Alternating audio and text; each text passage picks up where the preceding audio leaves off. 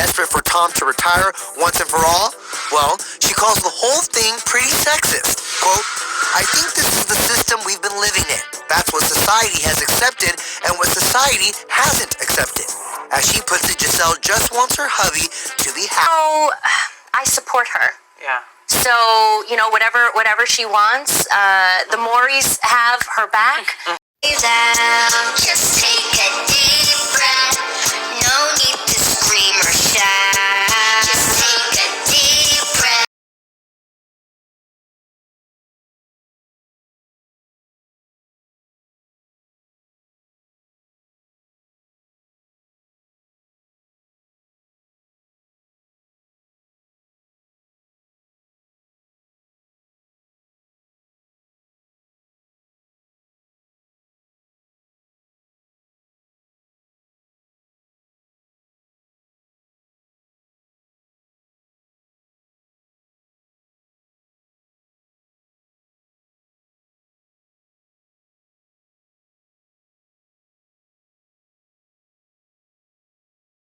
Hello everyone, welcome to this edition of The Take. I'm your host as always, Kendrick Dix here. Glad you can join us here on The Take on this Thursday, October 6th, 2022. Yes, we got a lot to get to. This has been a really hot topic week and a pop culture week is to state. But we'll get to that. But first thing first, join in the conversation using the hashtag Take Here on Connect. And don't forget to subscribe. Subscribe is caring. Tell a friend, call a friend. Hit that subscribe button so you won't miss a thing, and hit that notification button so you'll know when The Take and other shows on Connect TV is on air and available for you for stream. All right, let's get to the big story. The big story this week is, say is it so? Yes, NFL Tampa Bay quarterback Tom Brady may be heading to Splitsville with his wife, supermodel Giselle Bündchen. I mean, I did not see this coming. Well, we kind of did see it coming 2 weeks ago with this. Surface claiming Giselle was thrilled about Tom taking a step back from football, but she was disappointed when he decided to return. Then rumors swirled of trouble in paradise after Tom took an 11-day break from training camp, citing personal reasons. And then we saw that it was going to be, they're both hiring divorce lawyers, so you know it's going to get messy. You know it's going to get dirty and nasty. What's going on between Tom Brady and Giselle right now? We have a great relationship. You know, we all have our challenges that, you know, we face in our life, and it's great to have kind of that rock, you know, that you can always lean on. Photographed leaving a Miami gym without her wedding ring, Giselle appeared somber amid reports that both she and Tom are hiring divorce attorneys. So, how might this affect their multi-million-dollar empire? NBC legal analyst Danny Savalas breaks down what the split may look like. These two aren't just going to need lawyers, they're going to need forensic accountants. Tom's estimated net worth is $250 million, while Giselle's is even higher at $400 million. On top of that, the couple also has a real estate portfolio worth another $26 million. First, Tom and Giselle have to take a professional look at what it is the marriage owns. In most marriages, that might take a week, maybe a month. In their case, it really could take several months, maybe even a year, to figure out what their assets truly are. Also impacting the couple's potential divorce, custody of their 12-year-old son Benjamin and 9-year-old daughter Vivian. As with most custody proceedings, if the parents can't agree amicably, then it goes to the court. But ideally, the parents can figure it out in advance. Anytime we get him home, we're just so excited, you know? Football season, we don't see much of him. Tom's decision to unretire from football is rumored to be a cause of major tension between the couple. Giselle revealing her concerns about her husband's return to the sport in this month's issue of Elle. Quote, "This is a very violent sport, and I have my children, and I would like them to be present." Wow. New details about Tom Brady and Giselle. I mean, they looked so lovey-dovey, you wouldn't know they was arguing. I think they loved each other, but Giselle put that ultimatum out, and she thought Tom Brady was going to live by that ultimatum and retire from football, which he did, and then he changed his mind and wanted to come back and play football. Tom Brady had his passion and love for the game for football, but I guess his passion ran out when his marriage, and Giselle kind of like, I'm done. I'm over it. It's over. And I guess Tom Brady feels the same way. But you got kids, you got houses, you got all these assets. Now they're saying Giselle is the richest among Tom Brady. I would have thought Tom Brady was the richest since he played football. And Giselle been retiring for modeling for almost 15 years. And you would think, but I guess her image and stuff like that still is a constant base. So it's a lot going on with that. And speaking of divorces, we'll have another high-profile divorce that we'll talk about later on in the show. But man, this Tom Brady stuff, really, woo! He chose football over his marriage. I get it. You choose career over your marriage, but there got to be some priorities. And I think Tom Brady, he is a classy guy, but I guess his priorities is he want to focus more on football and winning rings than keeping a ring. So I guess Tom Brady, and then too, once he gets single available, he'll find somebody. They'll find somebody. It just didn't work out the way they thought it was gonna plan, but you know how that be.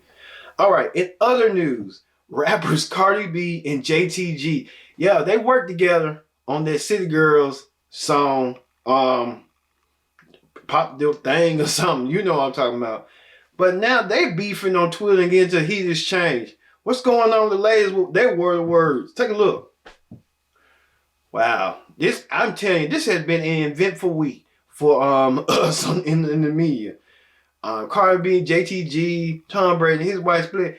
I would never have imagined people just start, tugging and pulling away from each other. This is it's just crazy. It's beyond crazy to me to see that, but things like that happen. And then you got Cardi B trying to show solidarity by Remy Ma and Nicki Minaj with JTG. I mean, it's when you look at it, it's festering in between Cardi B and Nicki Minaj. These two women should they work together with the Migos song, but they were just a song. These two women can't just hate each other. They despise each other. It's just hip hop. And then Nicki Minaj should know that because she dealt with Lil' Kim, and now Lil' Kim and her are kind of making amends. Her and Cardi B, I don't know what's going on. Nicki Minaj trying to accuse Cardi B of just not writing down stuff and not being a writer. Woo, what's going on in hip hop? We hope that this few put bed to rest on that. Well, speaking of that, in hip hop, in celebrity news, Kanye West should be ashamed of himself for real. Kanye West depicted by putting a shirt saying this right here, White Lives Matter.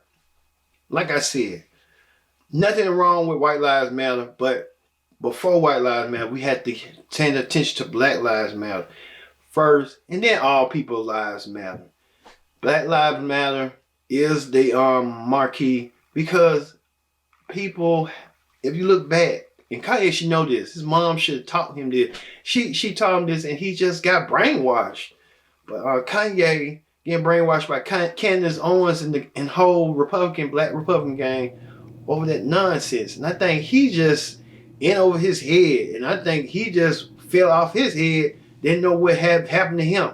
Just sad, depicting a shameful Kanye West. I can't believe it to say this, that something's off about Kanye West. Kanye West was that, and he said it best right here. Doesn't care about black people. Yeah, George Bush don't. He said at the time, George Bush don't care about black people. That was 20 years ago. And 20 years later, he reversing and being brainwashed by whoever he hanging out with, Candace Owens and the rest of them, and trying to solidify White Lives Matter. I get that, but Black Lives Matter got to happen first before all that. All people's lives matter, but Black Lives Matter starts first. We get that agenda going, then all people's lives matter. And I think Kanye West missed that memo a long time ago. And I hope he gets the help that he needs, because he needs it bad. Speaking of West's ex-wife, Kim Kardashian, she is ordered to pay $1.3 million after touting crypto. Yeah.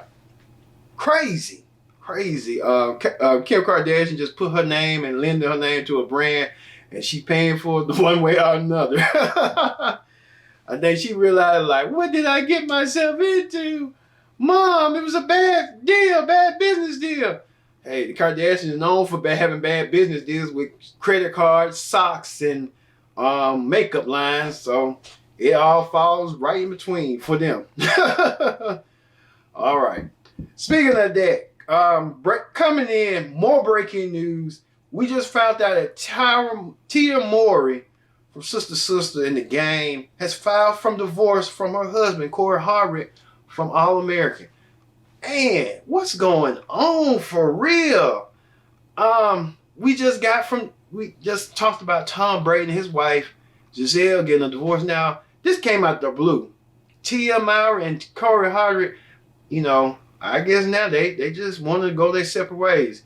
I think, too, when you get in marriages, know that you and that other person's lives are going to change, because you have to look out for them. You got to put your ego aside.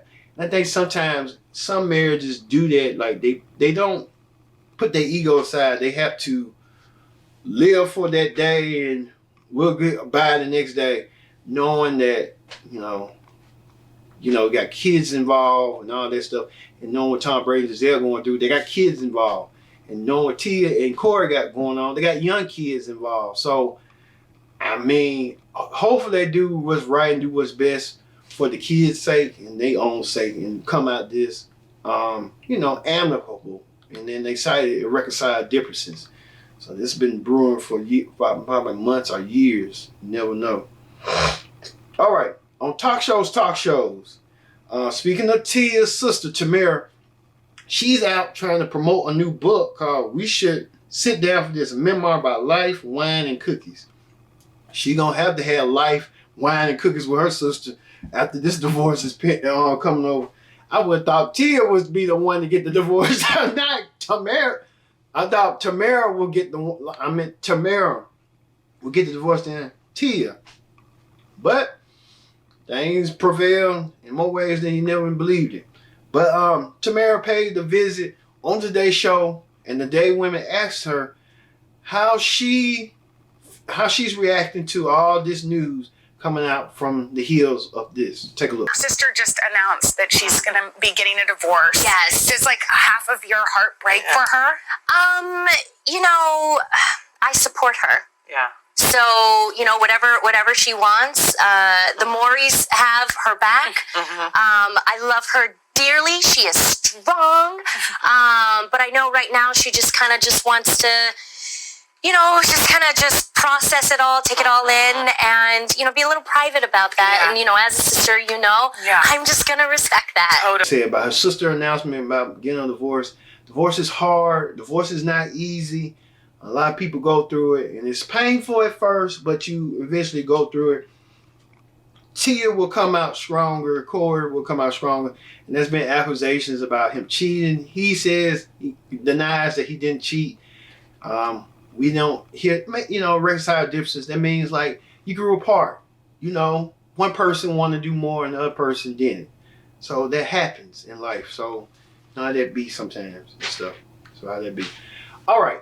Sherry Shepherd talked about what I talked about last week on the tape. We talked about Snoop Dogg getting stuff wrong while he was trying to play Hangman Wheel of Fortune. Here's Sherry taking what she thought about this. Take a look. Viral after he appeared on the Celebrity Wheel of Fortune. I do have to say, in Snoop's defense, because I've done Celebrity Wheel of Fortune twice, there is a lot of pressure when you're on a game show. And so the first time I did Celebrity Wheel of Fortune, they would pair you with the non-celebrity. So you would play for that person. And the lady thought that she was going to win all the money and the prizes. And when I tell y'all, this lady was the nicest lady. And I said, hey, how you doing? This is my first time playing. And I said, how you doing? Literally, the first thing this lady said to me was, my son is in prison and I need this money. I need this money. And I'm looking at the lady and I said, hey, ma'am, I'm just doing this for exposure. Like, I can't help you with that. And the lady, every time I'm trying to figure it out, she was in my ear going, he need this money. I gotta put this money on his books. I do. And it was like, and because of the pressure, I couldn't get any of the answers right. And afterwards, afterwards, I'm like, thank you so much, Vanna. And the lady's crying next to me. And she says to me on the air, the lady's got her hand like this, and she's whispering to me, he ain't never gonna get out of prison. Even we were doing all of the promos, and you got to do promos like Watch Wheel of Fortune. I'm Sherry Shepherd, and I'm looking at her, and she's like, what we gonna do?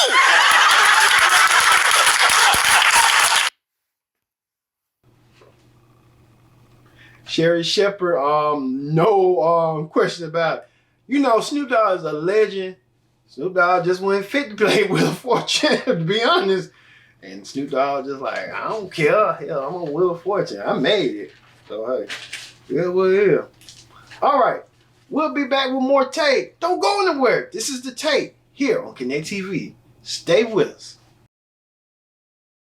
Hello, everyone. Welcome back to the tape. I'm your host, as always, Kendrick Dix here. Glad you can join us here on the tape on this Thursday, October 6th, 2022. Yes, indeed. What a eventful week it's been. We talked about Nick and not Nick and Jessica. They're so old. I just watched they right out Nick and Lachey and Jessica Simpson, and they've been divorced for almost 15 years. Wow. I'm talking about Tom Brady and Giselle, and they're on the heels of Corey and Tia getting divorced. Man, these high-profile couples are getting divorces more left and right. So, know how it be. All right. Join in the conversation using the hashtag TapeHealConnect. And don't forget to subscribe. Subscribe, Mr. Karen. Tell a friend, call a friend, hit that subscribe button so you won't miss a thing here on the tape. All right. No political outcome this week. We're not going to talk about, we talk about the effects. We want to talk about if something really goes on in fighting and stuff. But nothing had went down this week. Trump didn't even say nothing crazy this week, which is a shock to me. But we're going to pass that for next week. Hopefully we'll get something new coming in, so you never know. All right, we're moving on to Newsies. On Newsies this week, singer-songwriter Life Jennings claims he had met convicted serial killer Jeffrey Dahmer. Now, many of you might know Jeffrey Dahmer has been in the news for late with that Netflix limited series exploring his life about why he did what he did, like in a biopic or some biodrama or something. But I've seen some of the episodes. It's gruesome, it's wicked, and it's just disturbing. But that's for another day. But Life Jennings came on air and said all this stuff about what he did, what Jeffrey Dahmer asked him to do. Take a look. Yo, what's up? Life Jennings right here, man. Just, I told you I was going to come on here and tell y'all my little Jeffrey Dahmer story. Like, I knew the little homie, man. I wasn't his friend or nothing like that. A lot of people going to say it's cap, but it's easy to check. I was locked up in 92. He had to get extradited from Milwaukee for, the little body that he had in Ohio. And so, I didn't even really know who the cat was because, I was locked up. I didn't really, I didn't have no radios, no TVs or nothing like that. All I know is just one day, we in maximum security, and they like everybody gets the wall because I was a porter in the little bridge where they put inmates and stuff like that. So they're like everybody gets the wall, so they bring the white boy in, right? So he come, and it just so happened that they put him in the cell next to me. I'm out there sweeping and mopping or whatever. So anyway, he was only there just for, a short period of time, whatever. I don't even really remember how long. But, the first, day and a half, 2 days, you ain't really hear nothing from the cat. But, in a couple days, he was banging on the doors. Because, we locked down so much down there. He had to have some fun. So the cat just kind of released he get his little shit off, by yelling, beating on doors or whatever. And that was back in the penitentiary days when you could smoke in the penitentiary, right? So, I used to run across dude all the time because he wanted a cigarette.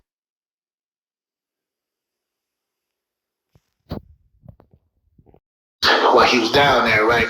So, like I said, I was a porter. In case y'all don't know how I worked, a porter is the cat that just clean the railings and the floor, mop and sweep. I was real young then, so they let me out, to do my thing.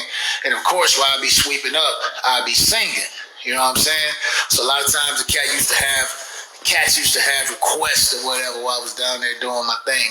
And then one particular day, I walked past, I think he was, Jeffrey was like, hey, I'm like, yo, yeah, we'll be down there. So you see me down there, man. So he was like, I like R&B. I'm like, you like R&B? He's like, yeah. I was all right, cool. Ain't think I ever went back and locked down in my cell. So then I started yelling out to the, and he was asking me, y'all never guess what song he asked me that I know. Men Conditions, Breaking My Heart, Pretty Brown Eyes, man. He asked did I know that record. And I sang the record, he beat it on the door and all this stuff. I mean, I ain't, saying like the homie is a celebrity or nothing. I'm just telling you my experience, man. So that's what it is. So then, like the very next day, this is probably the craziest thing that, you know what, I ain't gonna even tell the story right now. I'm gonna do another reel because these reels get long. So I'll do another reel tomorrow. But so I thought I'd share it with you. But my members to share. Y'all asking questions. How is a cat that age in jail with such violence? Bro, prison is so crowded. A nigga that in prison for jaywalking could be in there with the town rapists. Like, it ain't like that. But y'all wouldn't know because y'all not only from that time and era, but y'all not from that space, man. So I would just say I'm gonna go back into my little box and keep my little shit. That's why I don't tell y'all shit.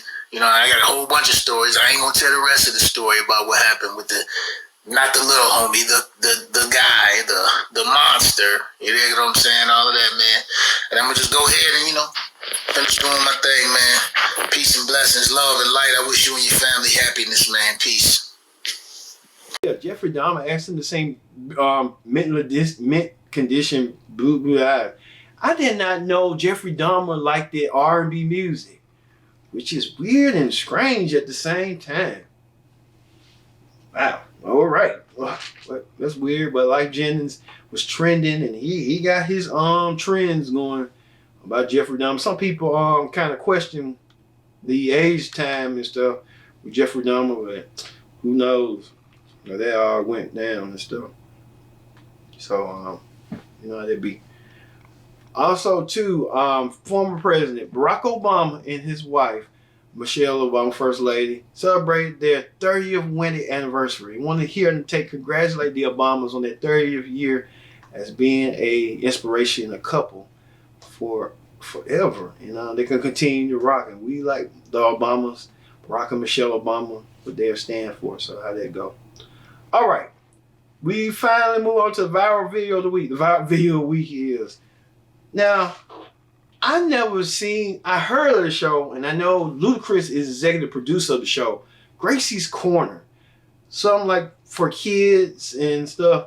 Well, this thing went viral, and you want to hear it for yourself. Take a look. Just take a deep breath. No need to scream or shout. Just take a deep breath. Just take a deep breath. Yes, Gracie Corner. Making copalism skills more powerful and more bold than ever before. So, like I said, she said it. Just take a deep breath.